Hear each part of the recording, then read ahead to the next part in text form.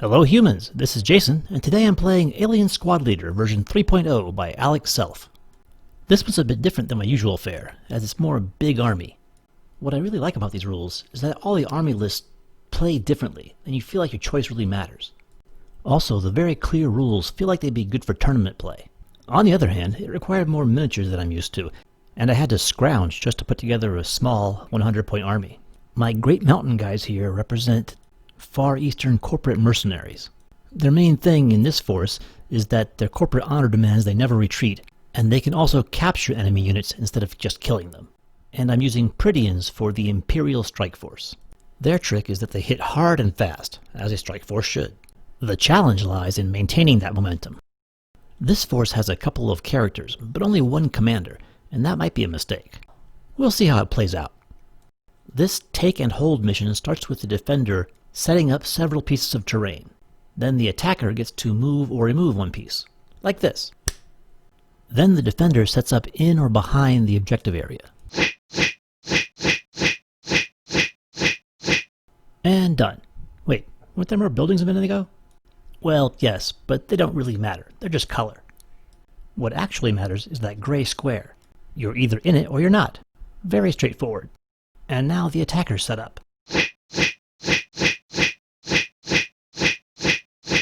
And done. I'm sorry that the speeder bikes fell out of frame here, and I'm actually playing on a table that's a bit too small, so the units are a little closer together than they should be. But this positioning is important, because the craters and the trees block line of sight, and if the attackers start in line of sight, the defenders get to go on Overwatch for free. And now for the cheese. The Imperial Strike Force has a power called Sudden Strike, which lets them take a full normal move before the game even begins. So we'll start with my camera-shy hover bikes. They're pretty fast. But I'm not sure I want them out there by themselves either. Luckily, the hover bikes and the infantry aren't slowed down by this terrain at all. I'd like to go a little faster, but Sudden Strike only allows for a normal move, so this will have to do. So let's jump into turn 1. The first phase is Activate Command Stands. Basically, the leaders get to go first, which for the Imperial Strike Force is just this guy, the primary leader, and he's going to just stay where he is. Next, we activate characters, like this Hero of the Empire.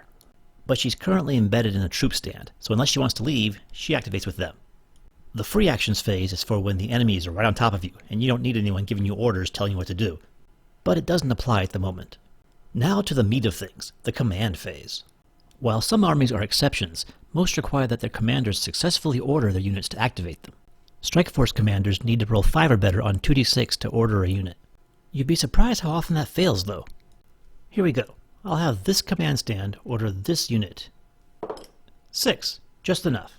I'll have this unit fast move from cover to cover. They're supposed to be an assault team, so I want to get them in close, but without exposing them too much. Next we'll try to command this speeder bike, and a 9 will do it. The speeder moves a speedy 25 centimeters, and attacks this command stand.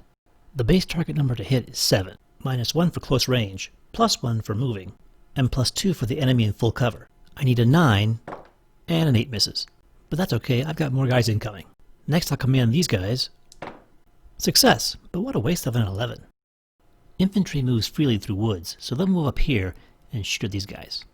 Stands have a firing arc like this, and my target falls within it, so I'm good. These guys are a little further away, so I'll need 10s this time. And a 9 is a miss. Don't worry, I can get this. We'll just command these guys with a 6, and have them move up. And shoot. And miss.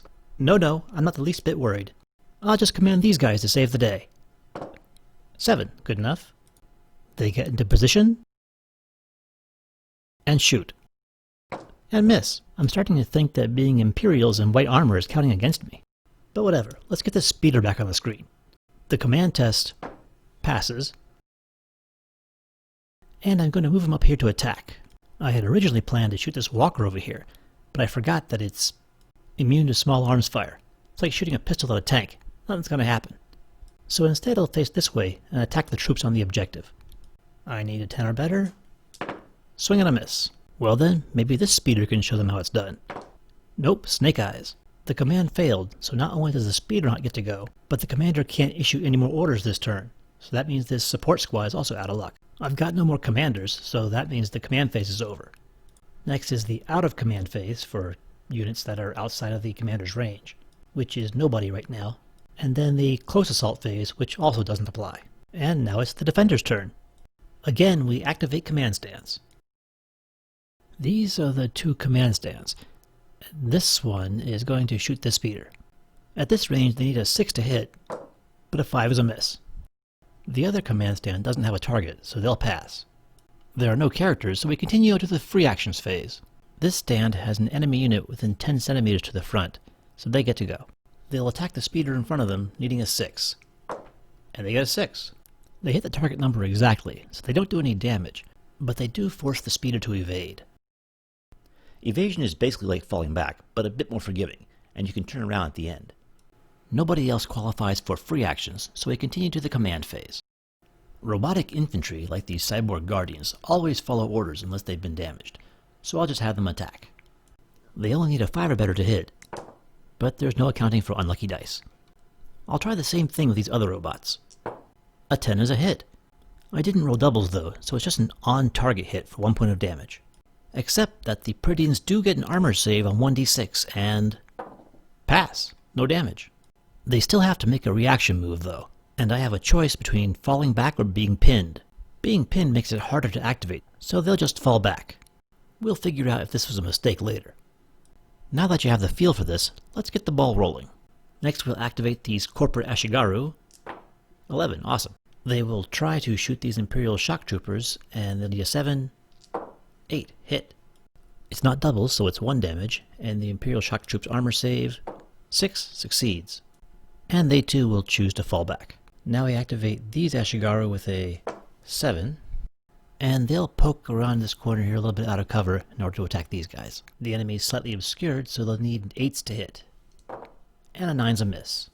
Now I'll activate these Ashigaru in the back with a 7, and they'll fast move up into the cover of these craters. Finally, they activate the Swift Foxwalker with a 5. That's cutting it close.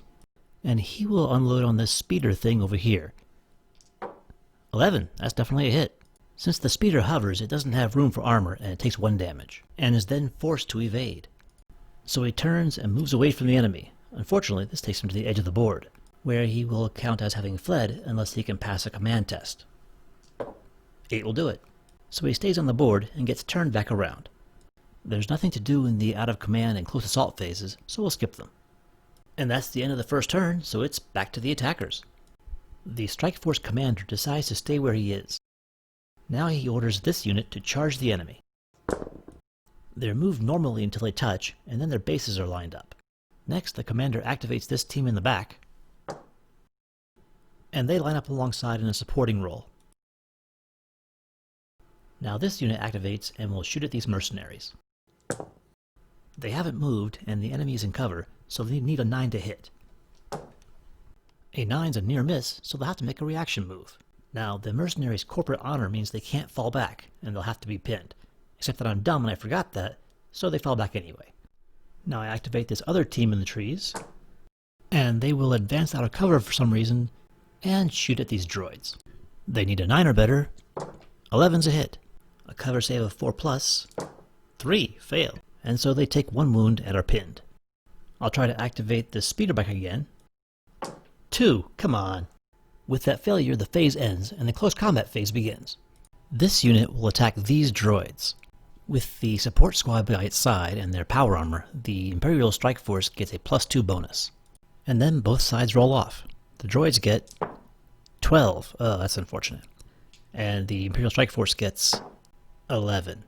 And because the droids scored higher, they win. And because they scored doubles, it's a direct hit doing 2 damage. The Imperial's armor save succeeds, and they only take 1 damage and are pushed back. Their support squad doesn't take any damage, but they have to fall back as well. And that's the end of their turn. So now that you see how this works, we don't want to be here all day, so let's go into fast forward. First, the commanders go. These stormtroopers attack this speeder bike and drive it off the table. These stormtroopers just pass. In the free actions phase, these droids attack these Imperials. They take a wound, and with nowhere to run, they're pinned instead. Then these Ashigaru force another speeder off the table. Then these Ashigaru blast these troopers, sending them scurrying for cover. Next, the Swift Fox moves up into range, but misses. Finally, these Ashigaru destroy these Imperials. Now these Ashigaru move up and shoot, forcing the Imperials back.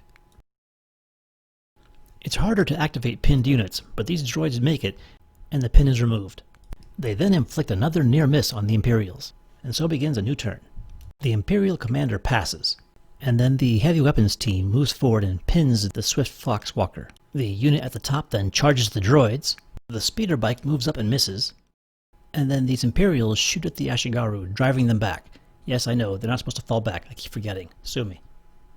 These Imperials move up and miss, and then we go to the close assault phase. This fight here is the only one. Things are close, but the attached hero lets the Imperials win. Now on the corporate side, the samurai commanders will pass. Next, these two Ashigaru units will move into assault range, and the walker and the droids will both shoot at the speeder and miss. This unit also moves up and misses. And finally, these guys join the assault. In the ensuing close combat, the droids are hit, but the Imperials are wounded and driven back. And it's back to the Imperials' turn. The Imperial commander will pass. The speeder will zip past the walker to take a shot at the samurai. It's a near miss, driving the samurai back, even though they aren't allowed to fall back. I know, I'm the worst. And then these guys fail to activate, and the Imperial side is done. This is why you want to have as many commanders as you can. Or the inspirational trait, which lets you re-roll a failed command test, which this commander has, but I keep forgetting about, and now you understand why the Imperials are losing.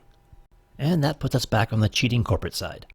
This samurai moves up and misses the speeder, the other samurai passes. The Swift Fox shoots the speeder and misses. These droids shoot and miss, but the Ashigaru finish off this Imperial squad along with its hero. But none of the remaining corporate guys do anything useful. The Imperials go again. The commander passes. The heavy weapons team just misses, as does the speeder and the two remaining Imperial squads. The corporate guys go again. These samurai push the speeder back, but it's still on the board. Then everybody else either passes, misses, or fails to activate. One more time for the Imperials. The commander passes, and the heavy weapons squad misses. Both of these Imperial units charge. One loses and is pushed back. The other wins, sending their enemy fleeing, which isn't the same as falling back. And now the corporates counterattack. The samurai shoot the off-screen speeder, forcing it further off-screen and off the table. Everybody else basically misses, but that's the end of the turn and the end of the game because the Imperials have reached their breakpoint. And that's Alien Squad Leader. Thanks for sticking around to the end. It was a lot more fun to play than it was to video edit. I'll try to do better on the next one. Until next time, Gisela Vito.